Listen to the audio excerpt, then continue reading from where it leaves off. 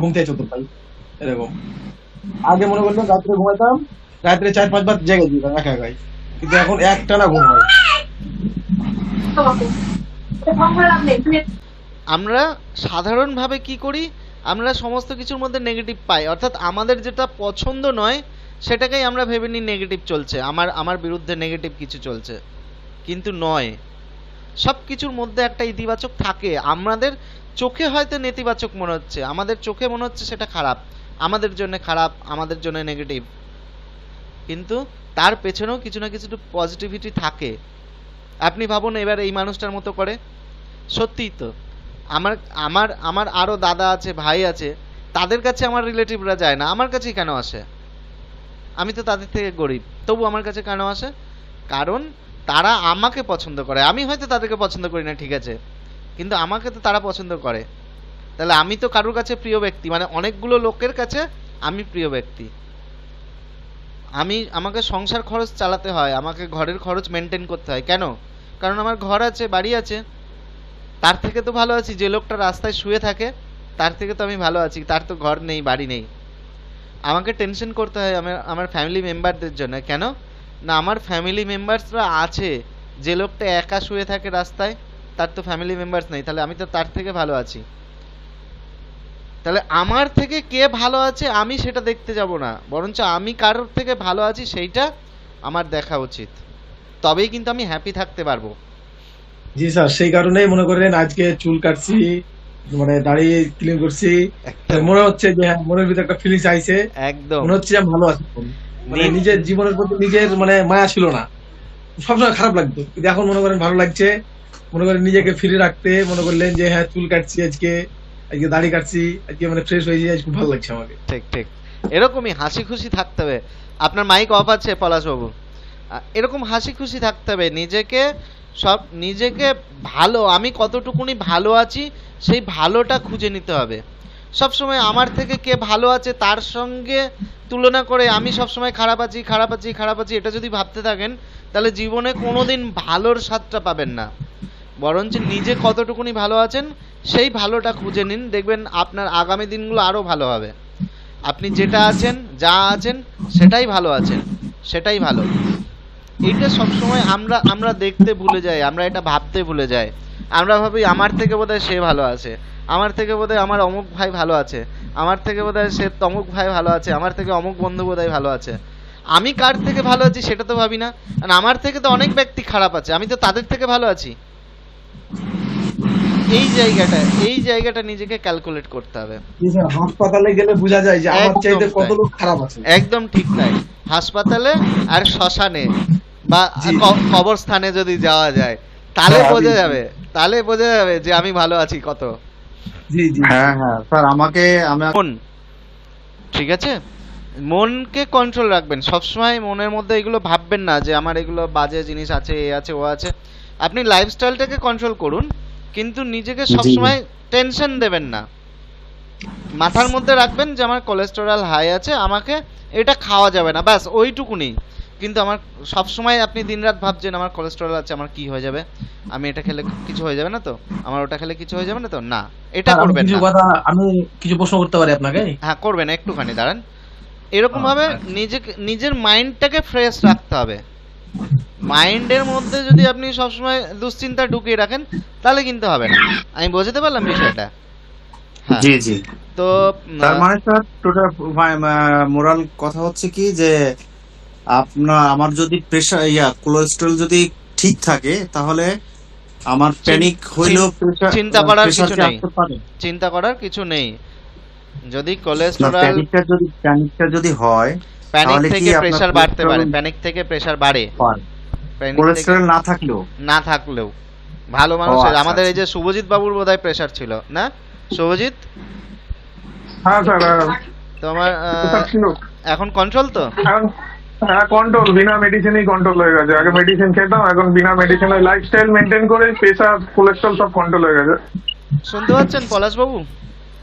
এবং জি সেটা, জি এটা সম্ভবত দাদা। ক্লাসে আসার পর, তাই না?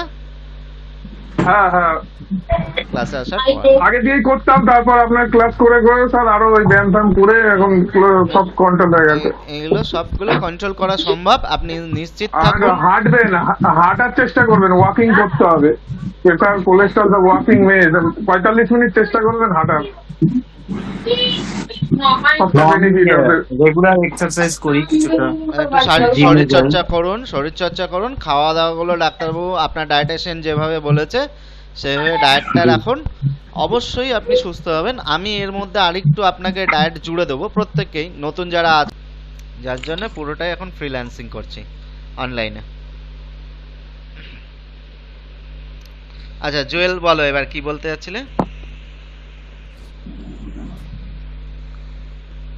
আমি বলতে চাচ্ছিলাম স্যার যে আগে আমি ভাত খাইতাম, হুম, আমি ভাত খাওয়ার পরে মনে করেন যে পেট নিয়ে যে একটা মানে অস্থিরতা ভাব মনে হতো আমার ভিতরে, হুম, যে আপনার যেমন পেট ফুলে যেত, তারপরে মনে করেন যে পেটে কিরকম একটা ব্যথা করতো অনুভব করতাম, বা বুক মনে করলেন খাওয়ার পর চেপে ধরতো, তারপরে মনে করেন খাওয়া দাওয়ার পরে একটা ঢেকুর উঠে ভিতর থেকে, ওই ঢেকুরটা উঠতো না, হুম।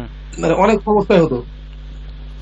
এখন ঠিক এখন আছে? যেরকম মানে হ্যাঁ, এখন খাওয়া দাওয়ার পরে মনে করেন যে আমার সবকিছু ভালো লাগে, একদম পেট একদম। ফাঁকা হয়, পেট ফাঁকা থাকে, তারপরে আপনার ওই কোন টেনশন, আজে বাজে টেনশন আসে না মাথার ভিতরে, যে না আমি এখনই মারা যাবো এখনই মারা যাবো, এরকম কোনো টেনশন আসে না ভিতরে।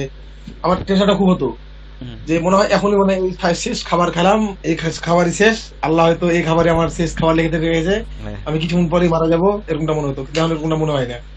আমি আজকে চাপাই গেছিলাম, আজকে মনে করেন চাপাই গেছিলাম, সারাদিন ঘুরছি, কোনো কিছুই মনে হয়নি যে না আমি মানুষের মধ্যে আছি, তারপরে মনে হয়নি যে আমি নিঃশ্বাস কম পাচ্ছি বা আমার কোনো খারাপ লাগছে, এরকমটা কোনো কিছু মনে হয়নি। আমি বাইরে যে মানে বাইরে যদি যেতাম এর আগে, তাহলে মনে হতো অমুক জায়গায় গেলে আমি মারা যাবো, নামাজ পড়তে গেলে হয়তো মারা যাবো, এরকমটা মনে হতো। হুম, কিন্তু এখন আমার মনে হয় না, আমি মসজিদে নামাজ পড়তে গেলেও মনে হয় না, আমি খেলাধুলা করছি আজকে অনেকক্ষণ, তারপরে কিছু মনে হয়নি। হুম। এখন মনের ভিতরে একটা সাহস আসছে যে ডাক্তারবাবু আমাকে বলছে, ডাক্তারে বলছে যে না এইটার কারণে মানুষ মারা যাবে না। একদম একদমই তাই, একদমই তাই। প্যানিক অ্যাটাক, অ্যাংজাইটি থেকে কোনোদিন মানুষ মারা যায়নি আর যাবেও না, ঠিক আছে? জি জি, আমি এটা এটা আশা নিয়ে মনে করেন যে আমি সব জায়গায় এখন যাইতে, মানে আমাকে যদি এখন বলে যে হ্যাঁ এই কাজটা করতে হবে, আমি আগে নিজেকে মনে করেন যে গুছিয়ে রাখতাম, ওই নিজেকে গুছিয়ে রাখাটাই ভুলে গেছিলাম। মানে আমাদের মাথার চুল বলেন, মানে শরীরের যত্ন বলেন, আমি কোনো কিছু ভালো লাগতো না করতে আমার। কেউ কিছু আমাদের বললে আমার স্যার- মানে মাথা ঠিক থাকতো না, সবার উপর রেগে যেতাম, মানে কিছু বললে হুট করে মানে মানুষের উপর মানে ক্ষিপ্ত একটা ভাব, ঠিক আছে? এখন মনে করেন করলে কিছু আর আসে না ভিতরে। একদম। আমি আজ দুদিন থেকে মনে করলেন যে ফিলটা ভিতরে পাচ্ছি, আমি বুঝাতে পারতাম না মানুষকে যে আমার এই সমস্যাটার কারণে আমি এই সমস্যাটা হতো, হুম। আমি কাউকে বুঝাতে পারতাম না। সবাই মনে করতো যে মানে আমার কিছুই হয়নি, কিন্তু আমার নিজের ইচ্ছাতে আমি করছি, এরকম মনে হয়। হ্যাঁ, মানুষ এগুলো এগুলো হলে মানুষে বুঝবে না, মানে মানুষ কি মানে নিজের বাবা মা পর্যন্ত বুঝবে না, ওরা ভুল ভাববে। হ্যাঁ, জি স্ত্রী। স্যার, হুম, আমি একটু বলি ভাই, এমডি জুয়েল ভাই। জি ভাই। বলুন বলুন।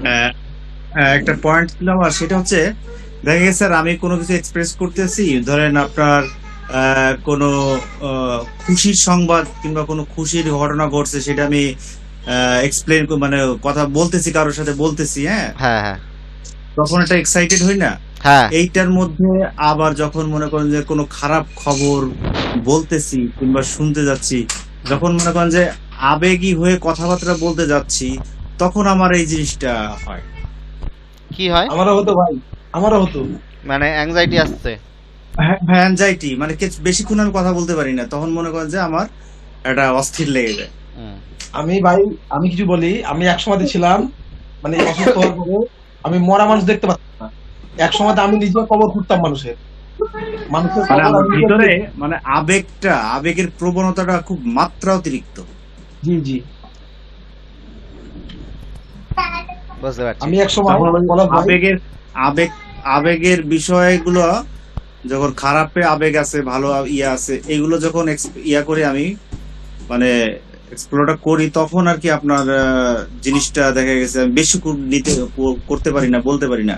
হ্যাঁ, অনেকে মনে করেন যে এই যে বক্তৃতা দেয়, হ্যাঁ হ্যাঁ বক্তৃতা দেয়, হুম। অনর্গল বক্তৃতা দিচ্ছে, কোনো ইয়ে হয় না, উত্তেজনাপূর্ণ বক্তৃতা দিচ্ছে। দেখা গেল আমি এরকম আগে অনেক কথা বলে গেছি, আমার টিমের সাথে আমি এরকম কথা বলে গেছি, ইয়া করে গেছি, জোরে জোরে বলছি, ইয়া করছি, অনেকক্ষণ ধরে, আধা ঘন্টা 1 ঘন্টা ধরে বলে গেছি, কোনো সমস্যা হয়নি। কিন্তু এখন মনে করেন যে 5 মিনিট বলতে গেলে মনে হয় কি যে তখন মনে করছে একটা ধোয়া ধোয়া ধোয়া ধোয়া ভাব হয়ে যায় এরকমের, তখন ওই প্যানিকটা ইয়ে আসে, মানে কি আবেগী হয়ে যায় তখন, না কি হয় আল্লাহ আমি কি বলি জানে। পলাশ ভাই, আমি বলি শুনেন, আমি এমন সময়তে ছিলাম, আমি ছোট হতে পারি কিন্তু আমি কিন্তু অনেকগুলো কবর খুঁজছি মানুষের জন্য।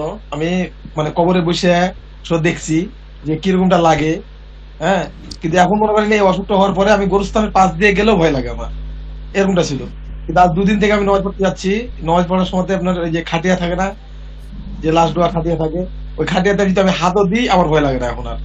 এমন মনে হয় যে আমি আগের মতো সুস্থ হয়ে গেছি, আমি আগের মতো অনেক ভিতরে সাহস আসছে আমার।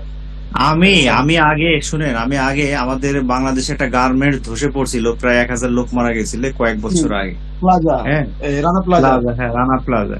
তো আমি হ্যাঁ। বাইক নিয়ে সে ঢাকা থেকে একদম সাভার, আমার এক বন্ধু নিয়ে আমি চল দেখে এসে কুন্ডানে হ্যাঁ। চলে গেছি, মাঠের ভিতরে লাশ আর লাশ বারান্দায়, মানে চোখ টোক বেরোয় যাচ্ছে, পচে টচে কি অবস্থায়, ভিডিও করে নিয়ে আসছি। পরে বাসা আনার পরে ভাত টাত খাইতে পারি না, আরো কয়েক বছর আগে, মানে ওইখানকার একটা গন্ধ মনে নাগে লাগে আছে, তাতেও আমার কিছু হয়নি। মানে এত সাহস ছিল, এত ইয়া ছিল, কিন্তু এখন ওইগুলো দেখতে গেলে কিংবা শুনতে গেলে তো মনে করেন যে অবস্থা খারাপ হয়ে যায়। যাই হোক, কিন্তু এগুলো আমার আবার আবার আবার অনেকদিন পর আমার এই 2-3 দিন দিনের বেলা সকাল মানে খুবই ভালো লাগছে, কিন্তু আজকে এই যে প্রেশারটা শুট করার পরে মানে মনটা খারাপ হয়ে গেছে। না, মন এটা খারাপ ভাবতে করবেন হবে, না। এটা পলাশ ভাই ভাবতে হবে যে আমাদের স্যার আছে, আমাদের স্যার সবকিছু ঠিক করে দিবে। স্যার আছে যেহেতু মানে আমরা এই অ্যাংজাইটির কারণে মরবো না, তাতে প্রেসার হোক আর দাঁড়িয়ে হোক। একদম হ্যাঁ একদম হ্যাঁ তাই। ঠিক বলছেন। একদম তাই, মনের ভেতরে পজিটিভিটি ধরে মনে রাখুন। শক্তি রাখা লাগবে আমাদের। আর দ্বিতীয় কথা হচ্ছে, যেরকম আপনাকে যে নিয়ম কানুনগুলো দেওয়া হয়েছে বা আপনার ডাক্তারবাবু যেগুলো দিয়েছে সেগুলো মেনে চলুন, কিচ্ছু হবে না, ভয় পাওয়ার মতো কিচ্ছু নেই। এরকম 2-1বার ডিস্টার্ব আসতে পারে, ডিস্টার্ব আসবে, আবার বলছি ডিস্টার্ব আসবে, ডিস্টার্ব আসার জন্য রেডি থাকতে হবে, কিন্তু অপেক্ষা করবেন না। আমি বললাম আমরা